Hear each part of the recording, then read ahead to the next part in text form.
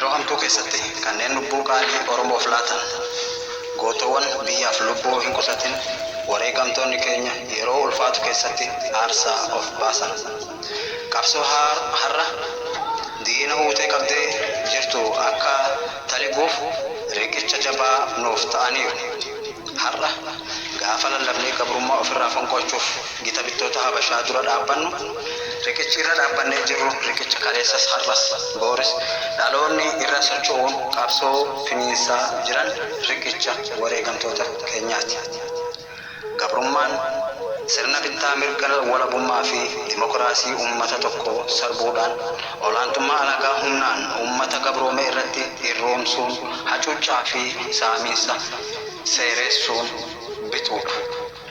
Sirni kunis farra walabummaa fi dimokiraasii waan ta'eef uummatoota addunyaa hedduun dura dhaabbatame.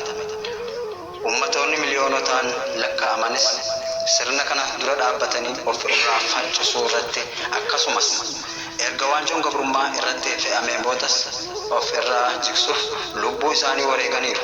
Uummanni Oromoos ummatoota addunyaa walabummaa biyyaa fi bilisummaa uummata isaaniif jecha gabrummaa fi of irraa ittisuu fi keessaa bahuuf qabsoo hadhaawaa gaggeessan keessatti ida'amu. Wareegamtoonni bilisummaa Oromoo waan guddaa nuu gumaachanii ofii addunyaa kanarraa godaananiiru. Gabrummaaf waanjoo abbaa irrummaa nurraa konkolaachisuuf aarsaa kaffalan. Gaafa gabroonfataan akkasuma galaanni gabrummaa nu luqimsuuf nutti foolatutti isaantu riqicha nuuf ta'eera. Isaaniin gamaa gamatti baraa baratti ce'aa jirra. Biyya koof of kennee qabsaa'uu, biyya koof of aarsaa lubbuu kaffaluu, biyya koolaa jaalachuu, Oromoo kabajuu wareegamtoota keenya kaleessaarraa dhaalle. Qeerroon har'a qeerreensaaf leenca ta'ee qabsoo finiinsuun gabrummaa hundee buqqisuuf raasaa jiraachuu duuba eccitiin jiru wareegamtoota keenya kaleessaati. Diddaa gabrummaa isaan finiinsaa turantu wareegama isaan kaffalaniin gara xumura gabrummaatti ol guddate. Guddina qabsoof aarsaa lubbuu kaffalanii biyya ofiif aarsaa kaffaluun waan guddaadha. Kabaja, jaalala, biyya ofiif of laachuun ayyaantummaadha. Isaan kaleessa wareegamantu tokkummaa Oromoo har'a itichi. Isaan irraa kutaaf gandaan amantaan wal qooduu dhiisuu dhaalle. Isaan amantaan utuu wal hin qoodin kaayyoo bilisummaa qabatanii shinnigaatti lubbuun wal faana darban sanatu tinnisa qabsoo har'aa ta'e. Wareegama gaafas kaffalaniin faffaca'uu, wal qooduu, wal diiguuf wal jibbuu sana balleessuu dhaalle. Har'a gaafa Ebla 15 yaadannu gootota qaqqaalii sabaaf lubbuu dabarsaniif kaayyoo isaanii yaadanna. Kaayyoo isaanii galmaan gahuuf kutannoo horanna. Wareegama nu baasisuu qaburraa duubatti akka hin jenneef ekeraa isaaniif kaayyoo isaaniitu nu dirqa. Lafeef dhiiga isaaniin irbuu qabsoo walii seenna. Wareegamtoota shiftoota alagaan dhabne sana yaadachuun kaayyoo adda bilisummaa Oromoo fi kaayyoo Oromoo galiin gahuudhaaf murannoo horachuudha. Ebla 15 uummata Oromoo biratti yaadannoo bara baraa ta'ee hafuun riqicha qabsoo har'aa ta'uu isaati.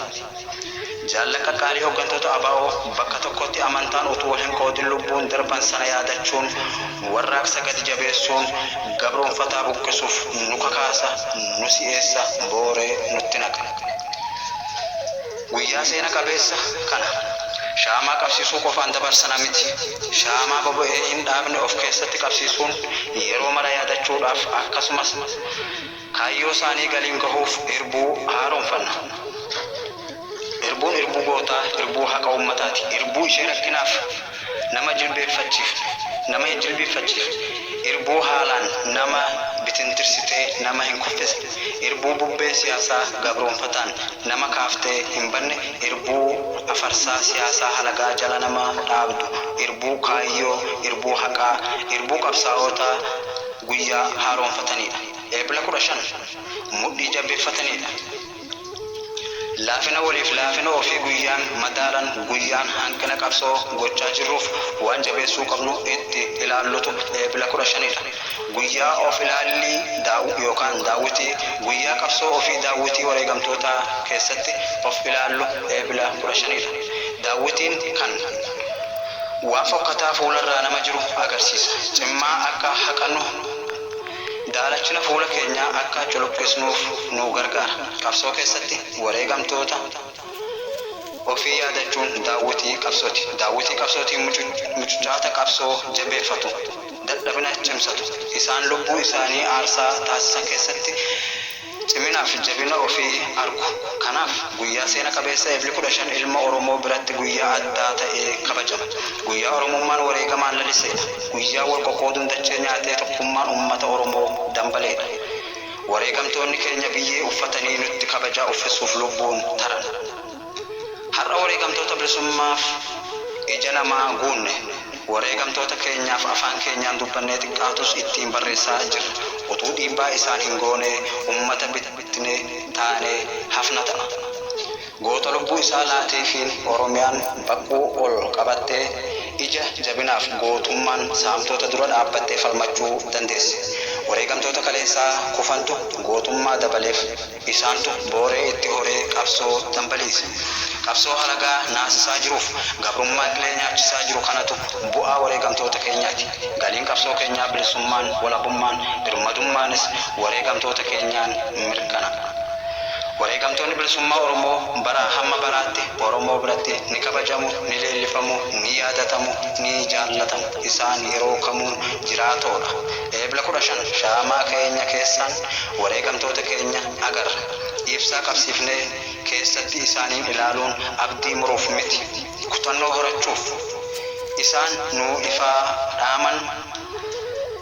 nuuf ifaa dhuman sana yaadanna. Isaan nuuf ifa ofii dukkana du'aa seenan yaadanna. Isaan utuu nuuf boba'anii dhuman, isaan biyyaaf ifaa ta'uuf jireenya isaanii dhaamsan yaadanna.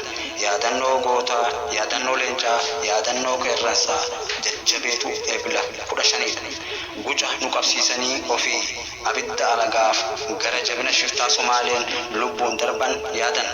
Guyyaa gootota Oromoo ka bara kanaa ka xumura gabrummaa akka nuuf ta'u hawwina horaa bulaa injifannoon uummata